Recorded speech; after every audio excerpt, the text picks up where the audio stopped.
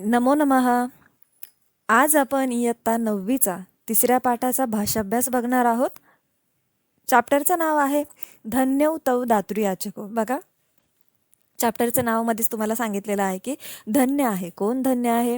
आता इथे द्विवचन वापरलं आहे प्रत्येक शब्दाचं. चॅप्टर आपण समजलाच होता आणि चॅप्टरची सगळ्यात शेवटची लाईन होती आपली की त्या दोघांचेही, म्हणजे जो कौत्स होता आणि जो राजा होता रघुराजा, या दोघांचेही जे अयोध्यावासी होते त्यांनी कायम त्यांना त्यांच्याबद्दल धन्य झालेत किंवा त्यांच्याबद्दलचं जे अभिमान आहे, त्यांच्याबद्दलचा जो आदर आहे, हे त्या अयोध्यावासियांच्या मनामध्ये कायम राहिला आहे. तर इथे या चॅप्टरचं नाव त्यालाच रिलेट करून आहे की धन्यौ. धन्यौ म्हणजे धन्य आहेत दोघेही. धन्यौचा द्विवचन झालेला आहे. तौ म्हणजे ते दोघे. कोण दोघे? तर दातृ आणि याचक. दातृ म्हणजे देणारा आणि याचक म्हणजे घेणारा, म्हणून ह्या दोनही शब्दांची द्विवचन झालेलं आहे. दातृ याचको असं झालेलं आहे. तर बघा, आता आपण सुरू करणार आहोत भाषाभ्यास. भाषाभ्यास आहे एक वाक्येनं उत्तरत, म्हणजे 1 सेंटेन्स आन्सर आहे. एका वाक्यात उत्तर द्यायची आहे. प्रश्न आहे वरतंतुः ऋषीः कीदृश आसीत. तर कीदृश म्हणजे काय? कशासारखे. तर वरतंतु ऋषी जे होते ते कशासारखे होते किंवा कसे होते. ठीक आहे, तर कसे होते? तर वरतंतु ऋषीः अध्यापने निपुणः प्रकृत्या दयालुः च आसीत. म्हणजेच काय? अध्यापनामध्ये ते निपुण होते, हुशार होते. शिकवण्यामध्ये, अध्यापन म्हणजे शिकवणे, शिकवण्यामध्ये ते कसे होते? अतिशय निपुण होते, म्हणजे शिकवण्याचे सगळे कौशल्य त्यांच्यामध्ये होते. आणि प्रकृत्या दयालू म्हणजेच प्रकृतीने किंवा स्वभावाने ते कसे होते? दयाळू होते. च लावलेला आहे पुढे, कारण आणि आलेला आहे. अध्यापने निपुण म्हणजे अध्यापन शिकवण्यासाठी निपुण आणि स्वभावाने दयाळू, म्हणून च आसीत असं म्हटलेलं आहे. च आणीसाठी वापरलेला आहे, तुम्हाला माहितीच आहे. सेकंड क्वेश्चन आहे कौत्सेन कति विद्या अधीता. कौत्साने म्हणजे कौत्स जो बालक होता त्याने, कौत्सेन तृतीया विभक्ती झालेली आहे. कति म्हणजे किती, विद्या अधीता म्हणजे किती विद्या त्याने ग्रहण केल्या होत्या. तर कौत्सेन 14 विद्या अधीता. 14 विद्या त्याने मिळवल्या होत्या, म्हणून कौत्सेन 14 विद्या अधीता. पुढे बघा, कौत्सः कस्य शिष्यः आसीत. कौत्स जो होता तो कोणाचा शिष्य होता? कस्य षष्ठी विभक्ती आलेली. कस्य म्हणजे कोणाचा? तर कोणाचा? वरतंतु ऋषींचा, म्हणून कौत्सः वरतंतोः शिष्य आसीत असं पूर्ण आन्सर लिहायचं. तुम्हाला फुल सेंटेन्स आन्सर लिहिता तुम्हाला आलं पाहिजे. संस्कृतमध्ये बरेच वेळेस मुलं शब्द इकडे तिकडे करतात. मान्य आहे की शब्द इकडे तिकडे झाल्यानंतर अर्थ जास्त बदलत नाही, परंतु जो WH वर्ड असतो तो काढून तुम्हाला त्या जागी तुमचा आन्सर फिल करायचा. WH वर्ड इथे होता कस्य, प्रश्नार्थक वर्ड होता, त्याच्या जागी आपण आन्सर लिहिलं वरतंतो. बाकी सेंटेन्स आहे तसंच लिहिलं आहे. पुढे बघा, रघोः यज्ञस्य नाम किम. रघुच्या यज्ञाचं नाव काय होतं? यज्ञस्य षष्ठी विभक्ती आहे, तर त्याने कोणता यज्ञ केला होता? तर रघोः यज्ञस्य नाम विश्वजित. रघुच्या यज्ञाचं नाव जे होतं ते विश्वजित यज्ञ होतं. विश्वजितपर्यंत लिहिलं तरी चालेल किंवा विश्वजित यज्ञ लिहिलं तरी चालेल. पुढचा प्रश्न आहे कह. कह म्हणजे कोण? कह सुवर्णवृष्टीम अकरोत. कोणी सुवर्णवृष्टी केली? तर कुबेरः स्वर्णवृष्टीम अकरोत. कुबेरने स्वर्णवृष्टी केलेली आहे, कारण रघुराजा कुबेरावर आक्रमण करणार होता म्हणून. तर आपण एक वाक्याने उत्तराची 5 क्वेश्चन बघितले इथे. पुढचा प्रश्न बघा, सेकंड क्वेश्चन, प्रश्न निर्माणम कुरुत. आता प्रश्न निर्माणम कुरुत म्हणजे तुम्हाला प्रश्न क्रिएट करायचा आहे. यासाठी जर तुम्हाला प्रश्नार्थक शब्द माहीत असेल तर तुम्हाला हा प्रश्न इझी जातो. त्यासाठी तुम्हाला किमचा चार्ट असतो बघा. किमचा चार्ट पुल्लिंग, स्त्रीलिंग आणि नपुंसकलिंग वाईज किमचा चार्ट दिलेला असतो. त्यासाठी तुम्हाला या शब्दांची विभक्ती ओळखता येऊन किमच्या चार्टची ती जर विभक्ती तुम्ही यामध्ये ॲड केली तर तुम्हाला उत्तर लिहायला सोपं जातं. जसं की इथे बघा प्रश्न दिलेला आहे वरतंतुः अध्यापने निपुणः, म्हणजे वरतंतु ऋषी जे होते ते अध्यापनामध्ये निपुण होते. तर अध्यापनेला अंडरलाईन केलेली, ज्या शब्दाला त्यांनी अंडरलाईन केलेली असणार तो शब्दाच्या जागी तुम्हाला WH वर्ड लिहायचा आहे, प्रश्नार्थक शब्द लिहायचा आहे. आता इथे अध्यापने ही विभक्ती सप्तमी विभक्ती आहे, म्हणून आपण किमच्या चार्टमधली सप्तमी विभक्ती इथे वापरले आणि प्रश्न लिहिला आहे वरतंतुः कस्मिन् निपुणः. वरतंतु कशात निपुण होते, असा आपला प्रश्न क्रिएट होतो इथे. आणि तुम्हाला शेवटी प्रश्नचिन्ह लावायची गरज आहे, क्वेश्चन मार्क लावावा लागणार आहे, जेणेकरून हे उत्तर कंप्लीट होतं, तिथं तुम्ही प्रश्न क्रिएट केला असं दिसतं आणि तरच तुम्हाला पूर्ण मार्क ह्या आन्सरला मिळतो. नाहीतर तुम्ही इथपर्यंत बरोबर लिहिता पण शेवटी जर तुम्ही क्वेश्चन मार्क दिला नाही तर तुमचा अर्धा मार्क कट होतो. पुढचा प्रश्न बघा. रघु कौत्सस्य भक्त्या प्रभावितः. रघु कौत्साच्या भक्तीने प्रभावित झाला. तर कौत्सस्य या शब्दाची विभक्ती काय आहे? षष्टी विभक्ती आहे. स्य लागलेला आहे शेवटी म्हणजे षष्टी विभक्ती आहे. कौत्सस्य पुल्लिंग आहे. म्हणून आपण किम चार्टमधला कस्य शब्द घेणार षष्टी विभक्तीचा आणि रघु कस्य भक्त्या प्रभावितः. रघु कोणाच्या भक्तीने प्रभावित झाला आणि शेवटी क्वेश्चन मार्क लावणार आहोत. बघा, या प्रश्नाला तुम्ही बऱ्याच वेळेस राईम जर केलं, तुम्हाला राईम करून बरोबर गोष्टी लक्षात येतात. जसं की स्य आलेला आहे, इथे शेवटी स्य आला आहे ना, म्हणून आपण कस्य लिहिला प्रश्नार्थक शब्दाचा. हे काही ठिकाणी यूज होतं की जो शब्द असतो त्याचा रायमिंग वर्ड जो WH वर्ड असतो तो तुम्ही लिहू शकता. जसं की कौत्सस्य, देवस्य, रामस्य, बालकस्य अशा प्रकारचे जर शब्द आले तर तुम्ही तिथे कस्य लिहू शकतात. ठीक आहे. अशा काही ठिकाणी राईम चालतं, काही ठिकाणी आता बघा अध्यापन इथं कस्मिन होतं, अशा ठिकाणी राईम चालत नाही. तुम्हाला यासाठी किमचा चार्ट माहीत असणं गरजेचं आहे. तो एकदा बघा, तुम्हाला लक्षात येईल. कोणाला हवे असल्यास मला कमेंटमध्ये नक्की सांगा, मी तुम्हाला किमचा चार्ट पण प्रोव्हाइड करेल. ठीक आहे, जाऊया पुढील प्रश्नाकडे. पुढील प्रश्न बघा. समूहेतर पदम चिनुत लिखत च. तर यामधला समूहामधला वेगळा पद तुम्हाला सिलेक्ट करायचं आहे, निवडायचं आहे आणि लिहायचं आहे, म्हणजेच ऑड मॅन आउट करायचं आहे. तर शब्द दिलेले आहेत यज्ञ, क्रतुः, सप्ततंतुः आणि वरतंतुः. तर या शब्दांसाठी बघा, तुम्हाला वाटत असेल क्रतू, सप्ततंतू आणि वरतंतू हे सेम आहे म्हणून यज्ञ शब्द हा ऑड मॅन आउट आहे, पण तसं नाही आहे. तर काय, तर हे सगळे जे शब्द आहे हे यज्ञाशी रिलेटेड आहे. हे एकमेकांचे समानार्थी शब्द आहे. आणि हे तुम्हाला कसं कळणार, तर तुमच्या अमरकोश या पानावरती, म्हणजे अमरकोश तुम्हाला धडा पण आहे परंतु शेवटी तुम्हाला अमरकोश नावाचं एक पान आहे आणि त्या पानावरती सगळ्या शब्दांची समानार्थी शब्द दिलेले आहेत. तिथे तुम्हाला लक्षात येईल का यज्ञ शब्दाचे जे समानार्थी शब्द आहे ते काय आहेत, तर क्रतुः आणि सप्ततंतुः हे यज्ञ शब्दाचे समानार्थी शब्द आहे. म्हणून यज्ञ, क्रतुः आणि सप्ततंतू हे सगळे यज्ञाशी रिलेटेड येतात, परंतु वरतंतू हे यज्ञाशी रिलेटेड येत नाही. हे तुम्ही बघितलं तर त्या ऋषींचं नाव होतं, म्हणून आपण इथे वरतंतू हा शब्द वेगळा काढणार आहोत. आलंय लक्षात. पुढे बघा, सेकंड जे आहे ते पर्जन्य, वर्षा, दृष्टी आणि वृष्टी. यामध्ये तर तू सिंपल आहे, तुम्हाला कळून जाईल की पर्जन्य, वर्षा आणि वृष्टी हे तीन शब्द, वृष्टी हे तीन शब्द कशाशी रिलेटेड आहे, तर पावसाशी रिलेटेड आहे.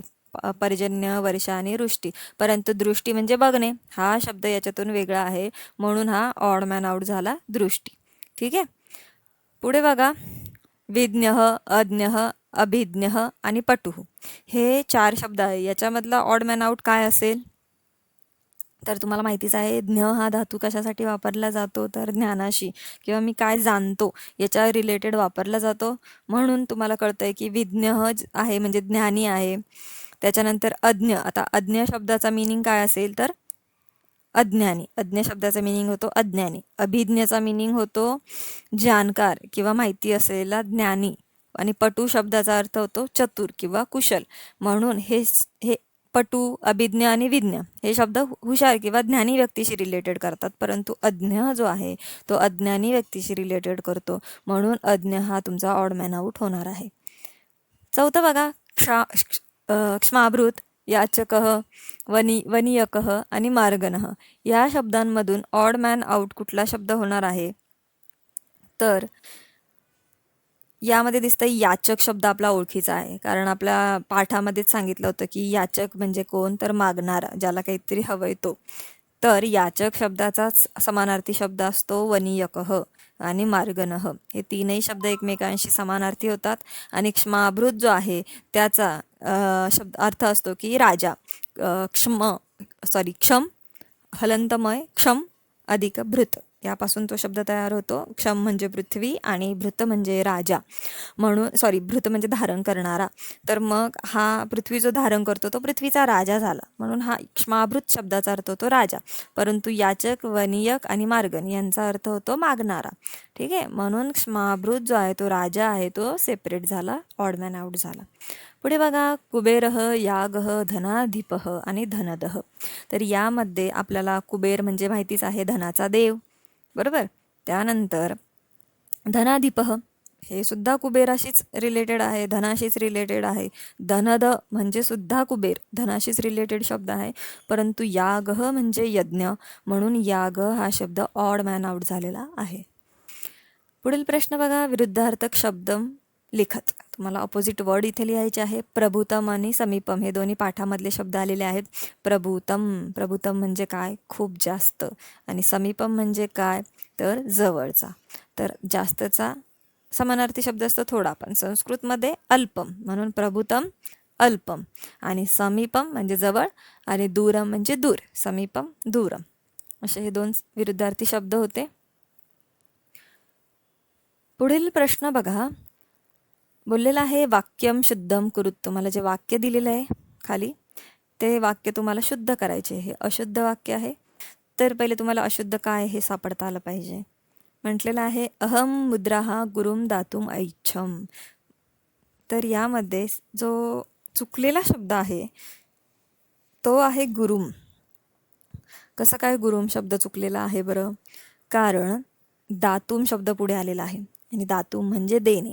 ज्या वेळेस दातुम देण्याची क्रिया ही येते वाक्यामध्ये, त्यावेळेस त्या ठिकाणी ज्याला दिलं जातं, आता इथे कोणाला द्यायचं आहे, गुरुला, म्हणून ज्याला दिलं जातं त्या शब्दाची चतुर्थी विभक्ती केली जाते. बरेच मुलांना वाटतं की दातुम शब्दाची चतुर्थी विभक्ती करायची आहे. हा गोंधळ करू नका. इथे दातुम शब्द जर आला किंवा देण्याची, ददाती असा किंवा यच्छती असे जरी शब्द आले तरी पण तुम्हाला देण्याची क्रिया तिथे होणार आहे, पण कोणाची, त्या शब्दाची नाही, तर ज्याला द्यायचं आहे त्याची, म्हणजे गुरुला द्यायचं आहे, म्हणून गुरु शब्दाची चतुर्थी विभक्ती आहे. बघा, तुम्ही बेसिक सेंटेन्स तुम्हाला माहीत असतात का? तुम्हाला एक स्कूलमध्ये छोटे छोटे एक्झाम्पल देऊन शिकवलेले असतात की माता मुलाला मोदक देते, तर यामध्ये आपण म्हणतो की कोणाला देते, तर मुलाला देते, म्हणजे बालकला देते. आता बालक शब्दाची चतुर्थी विभक्ती काय होते? बालक शब्दाची चतुर्थी विभक्ती असते बालकाय. देवः प्रमाणे बालकः शब्द चालतो, म्हणून माता बालकाय मोदकम यच्छती. ज्याला दिले, कोणाला दिले, बालकाला दिले, म्हणून बालक शब्दाची चतुर्थी विभक्ती झाली. तर मग इथं गुरु शब्द आहे, याला बालकाय नुसार चालेल का? नाही, चतुर्थी विभक्तीच करायची आहे. पण गुरु शब्द उकारांत आहे, म्हणून गुरु शब्दाची चतुर्थी विभक्ती होते गुरवे. मग काय, अहम मुद्राहा गुरवे दातुम ऐच्छम. सेंटेन्स पूर्ण तसंच लिहायचं आहे, फक्त गुरु शब्दाची चतुर्थी विभक्ती करून गुरवे असा शब्द तयार होतो आणि वाक्य पूर्ण बरोबर तयार होतं. सेकंड बघा, वरतंतु कौत्सम अकथयत. आता वरतंतु कौत्सम अकथयत यामध्ये बघा, तुम्हाला बालकायचं जसं एक्झाम्पल दिलं तसंच इथे आहे. कौत्सह हा शब्द पुल्लिंग आहे, अकारांत पुल्लिंग आहे, म्हणून हा देव शब्दाप्रमाणे चालणार आहे. तर ज्या वेळेस कथ हा धातू येतो, कथ म्हणजे सांगणे, त्या धातूसाठी सुद्धा चतुर्थी विभक्तीचा वापर केला जातो, परंतु यांनी द्वितीय विभक्तीचा वापर केलेला आहे, म्हणून हे सेंटेन्स चुकीचं आहे.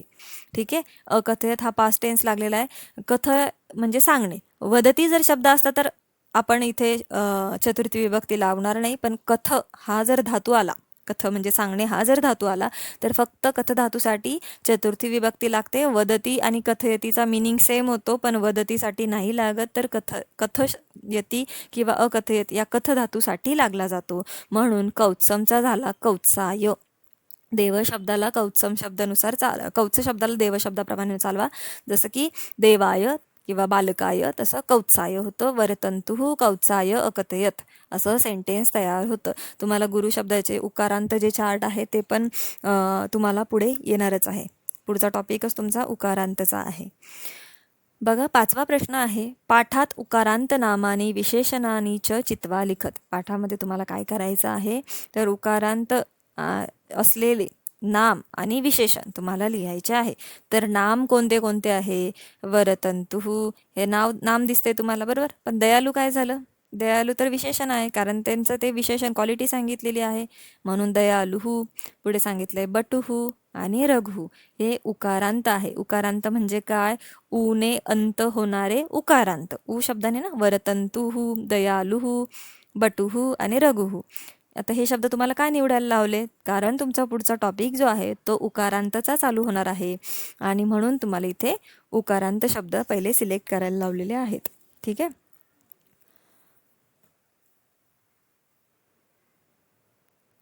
क्वेश्चन नंबर 6 बघा. मंजुषातः उचितैः अव्ययैः कोष्टकम पूरयत. याच्यामधून तुम्हाला उचित अव्यय खाली तुम्हाला मंजुषा दिलेली म्हणजे ऑप्शन्स दिलेले आहे. याच्यातून तुम्हाला उचित अव्यय कोष्टकम पूरयत म्हणजे जे कॉलम्स दिलेले आहे त्याच्यामध्ये तुम्हाला त्या त्या ठिकाणी योग्य अव्यय फिल करायचं आहे. पुढे म्हटलेलं आहे, पहिला म्हटलेला आहे की पूर्वकालवाचकम त्वांतम. आता इथं पूर्वकालवाचक त्वांत सिलेक्ट करायचा आहे. नंतर ल्यबंत आहे आणि नंतर हेत्वर्थक तुमंत आहे. तर बघा आपण हे सगळं शिकलेलोच आहोत. त्वांत म्हणजे काय? शेवटी त्वा असलेला. म्हणून श्रुत्वा, दृष्ट्वा, पुढे काय येईल? श्रुत्वा आणि दृष्ट्वा हे दोनच दिसत आहे आपल्याला. हे जाणार पूर्वकालवाचकमध्ये. इथे आन्सर दिलंय बघा. पूर्वकालवाचकसाठी श्रुत्वा आणि दृष्ट्वा येतं. पुढे आहे पूर्वकालवाचक ल्यबंत. आता ल्यबंतमध्ये काय होतं तर य बाकी राहतो, फक्त य. ल निघून जातो, ब पण निघून जातो आणि फक्त य उरतो. जो य पुढे कशाला ॲड जर झाला तो झाला ल्यबंत. जसं की उपगम्य, आहूय, पुढे आहे विहाय आणि समाप्य. हे 4 शब्द आहूय, समाप्य, उपगम्य आणि विहाय हे 4 शब्द जे दिसत आहे तुम्हाला हे सगळे पूर्वकालवाचक ल्यबंत झाले. आणि शेवटचा उरतो हेत्वर्थक तुमंत. याच्या तुमंतमध्ये तुमचा तुम जो सगळ्यात शेवटी उरतो हे अंत निघून जातो आणि तुम शेष राहतो. त्याला तुम्हाला हेत्वर्थक तुमंतमध्ये टाकायचं आहे. तर मग कुठले कुठले शब्द आहेत आता आपल्याकडे? तर दातुम, आदातुम, परीक्षितुम हे 3 शब्द जे दिसत आहे आपल्याला, दातुम, आदातुम आणि परीक्षितुम. बघा, परीक्षितुम, दातुम, आदातुम सिक्वेन्स काही चालेल. हे होतं तुमचं 6 नंबर आन्सर. जर तुम्हाला व्हिडिओ आवडला असेल तर व्हिडिओला लाईक करा, तुमच्या मित्रांना शेअर करा, चॅनलला सबस्क्राईब करा आणि बेल आयकॉन प्रेस करा. धन्यवाद.